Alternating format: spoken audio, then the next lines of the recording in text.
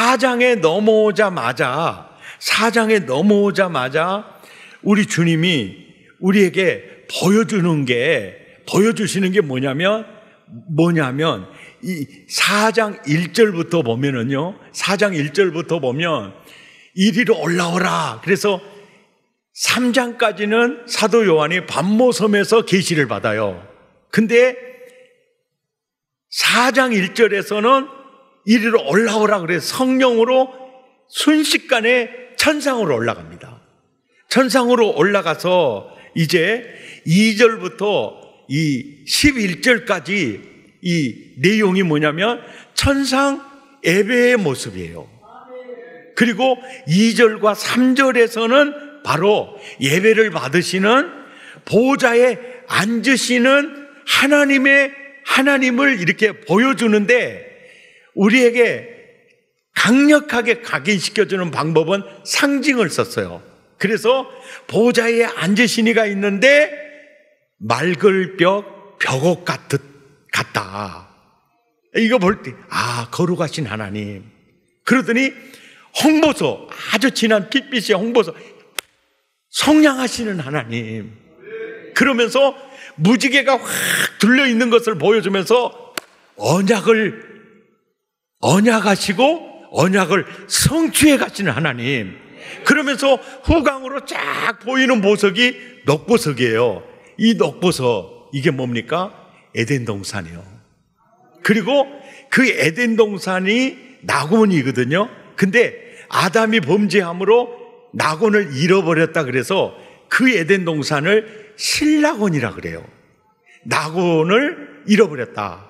그런데 잃어버린 낙원을 그때부터 성부, 성자, 성령님이 회복시키는 언약을 그때부터 시키기를, 이 언약을 베풀어 가지고 그 언약을 이루어 가는데, 그게 이루어진 녹보석, 이 그린필드, 이게 새하늘과 새 땅이에요. 그러니까 그 보석으로, 무지개로 하나님은 이런 분이야. 벽오, 맑아, 거룩하신 하나님. 그리고 홍보석, 구속하신 하나님. 그리고 아담이 신낙원 했을 때 내가 다시 복낙원 해줄게. 언약하시고 그 언약을 성취해 가시는 그 모습을 아주 짧은 상징을 통해서 우리에게 각인시켜줘요. 그리고 4절부터는 이제 예배자들이 등장을 해요. 예배를 드리는 분들이 이제 모여서 어떻게 예배하는가, 그것은 이제 우리가 한번 같이 읽어봅시다. 4절부터 시작. 또 보좌에 24보좌들이 있고 그 보좌들 위에 24장로들이 흰옷을 입고 머리에 금관을 쓰고 앉았더라. 보좌로부터 번개와 음성과 우레소리가 나고 보좌 앞에 켠 등불 7이 있으니 7 영이라.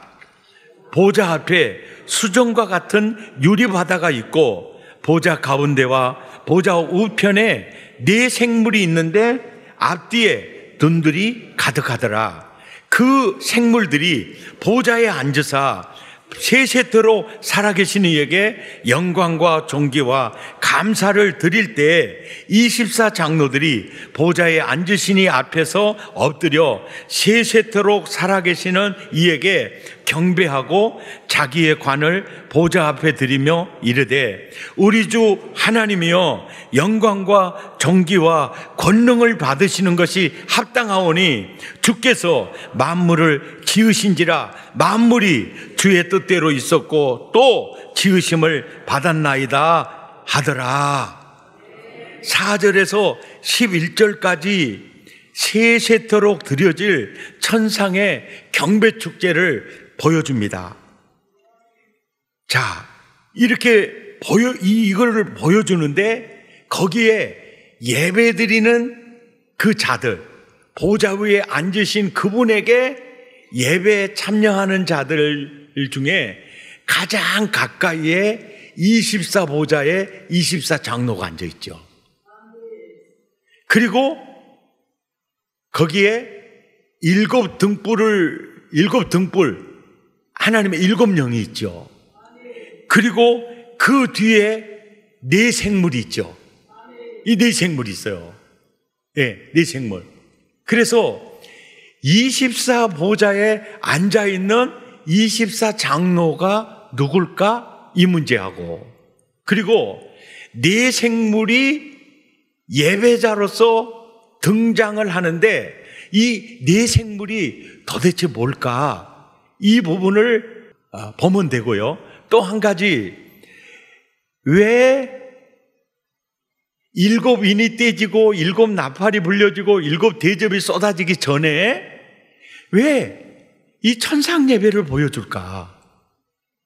이 천상 예배를 왜 이렇게 가장 먼저 이것을 보여줄까? 로마 황제의 10대 황제가 박해할 때 초대교회 교인들은요, 예배를 자유롭게 드릴 수 있는 분위기가 아니었어요. 그런데 그들은 예배를 통해서 엄청난 은혜를 받았습니다. 그러니까 그 예배를 드리면서 잡혀서 순교할 때도 찬송하면서 순교를 당하는 거예요. 이게 그 예배를 통해서 받은 에너지가 너무 컸어요. 그러다 보니까 황제가 사도 요한의 반모섬에 왜 보냅니까? 격리시켜버리는 거예요. 이 격리시킨 그 장소에 주의 날에 또 주님이 나타나거든요. 이렇게 나타나요. 그래서 이 예배, 이게 초대교회 교인들은 아무리 로마 황제 박해가 심해도 예배를 통해서 힘을 얻었어요. 이 힘을 얻었습니다. 우리 어렸을 때요, 주로 5일장을 봤어요. 5일장을. 저희 어머니가 주로 이제 독천장에 가서 이제 5일마다 장이 서요. 5일마다 장이 섭니다. 그러면 5일마다 장이 서니까 그때 가서 낫도 사오고 이제 서시랑도 사오고 곡괭이도 사오고, 그리고 그때 가서 칼도 갈아오고, 그리고 그때 전기가 들어오지 않아가지고 우리 어렸을 때 석유로 촉꽂이에다가 호롱불을 켰거든요. 그래서 이제 그 석유, 기름도 이제 장에 가서 사오고, 그것만 사옵니까? 갈치도 사오고 고등어도 사오고. 그러니까 5일장 갔다가 오면은요, 아주 밥상이 참 좋아요. 그런데 그 5일장을 못 갔어요. 5일장을 못 다녀왔어요. 그러면 밥상도 무시라고, 아야, 동조야, 저 종기네 집에 가서야 저기 저 소시랑 좀 빌려온나, 낫 좀 빌려온나. 아이고, 이번에 장에 가서 사와야 되는데, 아이고, 이번에 장을 못 가가지고 이러고요. 그거는 괜찮아요. 오미 어찌했었거나 이번에 장에 가서 꼭 석유를 사와야 이 호롱불, 촉꽂이불을 켤 텐데 이 장을 못 가버려요. 그래가지고 밤에 아실라이 달밤이 돼버려요. 이 장 5일장, 이게 5일장이요. 사실은 이 주일 예배가요, 꼭 그런 생각이 들어요. 5일장 같은 생각이 들어요. 예, 5일장을 보고 오면은 한 주간이 아주 기름져지는 거예요. 그 우리가 예배 드릴 때 있잖아요. 어떻게 오늘 또 참 예배를 통해 주님 만나야 되겠다 왔는데, 안 봐야 될 왼수가 눈에 먼저 들어와 버려가지고요. 그 사람이 또 앞에 앉아가지고 아멘 아멘 하고 있는데 그 소리가 듣기가 싫어버리는 거예요. 이제 내가 이쁜 사람이 아멘 하면 나도 절로 아멘이 나오는데, 아주 내가 꼴보기 싫은 사람이 앞에서 아멘 하니까 설교자까지 미워져 버린다가 납니까? 그래서 예배를 죽서버렸어. 그러면 월화수목금토까지 아주 짜증나고요. 굉장히 힘들어요. 근데 진짜 5일장과 같은 이 예배를 통해서 주님을 만나고 은혜를 충만히 받고 가면요, 일주일이 거뜬하게 넘어가는 거예요. 아멘입니까? 바로 그거예요. 그러니까 바로 앞으로 7인이 7나팔 7대접에 쏟아질 때 천상 예배를 먼저 보여주는 거예요. 그래서 이겨라, 이겨라. 그리고 승리자들의 그 예배 축제를 보여주면서 우리는 꼭 이기고 거기 들어가야 한다. 그러니까 앞으로 7인 7나팔 7재앙 갖가지 핍박과 박해와 재앙이 막 쏟아질 때도 우리는 꼭 승리해서 우리는 그 자리에 들어가야 한다. 이것을 미리 보여주는 거예요. 그러니까 이 천상 예배를 보고 사도 요한이 얼마나 큰 에너지를 받았겠어요. 그리고 앞으로 교회 시대에 아무리 힘들어도 이 예배, 그래서 사실은 이 예배가요, 원수의 목전에서 베푼 상이에요. 예. 원수의, 이제 앞으로 10뿔 달린 7머리 짐승이 나타나고 음녀가 나타나고 바벨론이 대적하는 바벨론이 나타나고 막 적그리스도가 나타나는 그 목전에 베푼 상을 보여주는 거예요. 그것을 미리 보여주는 거예요. 이것과 마찬가지로 지금도 우리가 매주 주일 첫날이 주일날이에요. 이것을 원수의 목전에서 베풀어 주는 거예요. 그래서 이 예배를 알기 때문에 이런 마음이 있어요. 사랑의 교회 예배 참여하신 분들, 현장 예배 오시는 분이나 또 이렇게 온라인으로 예배를 드릴 때도 꼭 주님 만나야 된다. 이러니까 45분 전에 나와요. 그리고 기도로 준비합니다. 주일 저녁 같은 경우에는 30분 전에 나와서 기도로 준비합니다. 토성축제도 30분 전에 나와서 기도로 준비하는 거. 그 준비하는 이유가 뭐냐? 아버지, 이 예배를 통해 사랑의 가족이 주님 만나야 됩니다. 성령의 기름 부음을 받아야 됩니다. 그리고 여러 가지로 치유를 받아야 됩니다. 그리고 회복돼서 나가야 됩니다.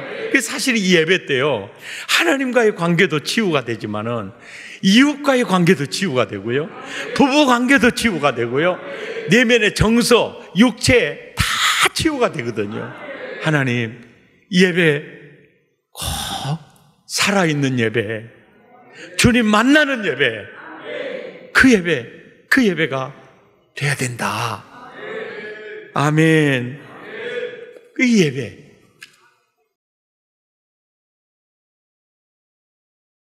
그래서 이 예배를 가장 먼저 보여주는 것이 바로 앞으로 원수의 목전에서 베풀어주는 이 진수성찬을 이렇게 쫙 이렇게 보여줘요.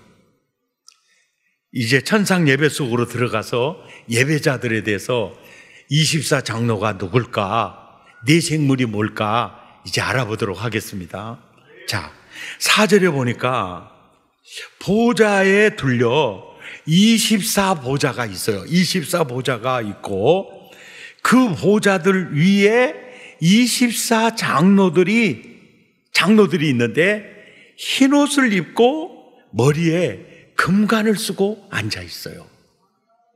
흰옷을 입었다는 것은 이건 완전 웨딩드레스이고 또 어린 양의 보혈로 아주 구속의 옷을 입고 있어요. 그러니까 이 구원받은 24장로거든요. 그 24장로가 뭘까요? 누가 그 24보좌에 앉아있는 24장로일까요? 장로라는 헬라어 프레스비테로스라는 이 단어는요, 첫째 뜻이 연장자라는 뜻이 있어요. 이게 무슨 얘기냐면 빌립보 암흑의 집에 있는 교회, 버가모 암흑의 집에 있는 교회, 그러니까 집에 있는 교회니까 교인들이 뭐 많거나 큰 조직을 가지고 있지 않고, 당시에는 뭐 신학교라든지 어떤 안수를 하는 제도가 있는 게 아니거든요. 그때 그 교회를 맡아서 목양하는 일을 세울 때 주로 연장자를 세웠어요. 그래서 이렇게 나이가 많이 드신 분을 지칭해서 장로, 이렇게 장로라는 호칭을 썼고요. 그 다음에 구약의 70인 장로 하면 이스라엘 백성들의 대표라는 개념으로 장로. 그 다음에 이 장로를 이제 원로라고 번역이 될 수가 있어요. 이 원로라고 할 때는 뭐냐면 로마의 이 원로회의, 이거는 국회예요, 국회. 국민의 대표가 국회의원이잖아요. 이 원로들이잖아요. 그 모임이에요. 그러니까 24 장로 할 때 큰 회의나 산헤드린 회원의 이 대표자들이에요. 그러니까 국회의원의 산헤드린 국회의 이 회원들이라 이러면 이 지역의 대표라는 거예요. 그런 측면에서 장로라는 단어를 써요. 그리고 이제 성경에 24 장로가 나와 있으니까 그때도 이 장로라는 이 단어를 이제 사용한다는 것이죠. 그러니까 장로하면 교회를 맡아서 목양하는, 당시에 어떤 신학교도 없고 어떤 안수받는 전혀 제도가 없을 때 연장자를 세워서 목양하게 하는 이런 직분자들이 장로고, 그 다음에 대표자들이 장로고, 원로회의의 대표들이 바로 이들이에요. 그렇다고 하면은 24 장로가 있다. 그러면 24 장로가 누구냐 할 때 가장 많은 분들이 해석을 하는 게 뭐냐면은 구약의 12지파, 그리고 신약의 12사도, 그러니까 이스라엘의 12아들, 그리고 신약의 12제자 더해서 24, 그들이 아니겠느냐. 그러니까 그 24보좌에 야곱의 12아들과 또 그 예수님의 12제자가 앉아있지 않겠느냐, 이렇게 해석을 많이 했어요. 근데 사도 요한도 지금 이 자리에 앉아있어야 되잖아요. 12제자가 앉아있으면. 근데 지금 사도 요한은 없잖아요. 사도 요한은 보는 좌편에 있잖아요. 지금 자기가 그 자리에 없잖아요. 그리고 이스라엘의 12 아들들 중에 사실은 구원 못 받을 그런 자들이 있어요. 이런 아들들이 있다고. 그러니까 이것은 야곱의 12아들과 예수님의 12제자는 분명히 아니에요. 그러니까 24 장로다 그 말은요, 구약과 신약의 모든 교인으로 보는 것이 가장 정확하다.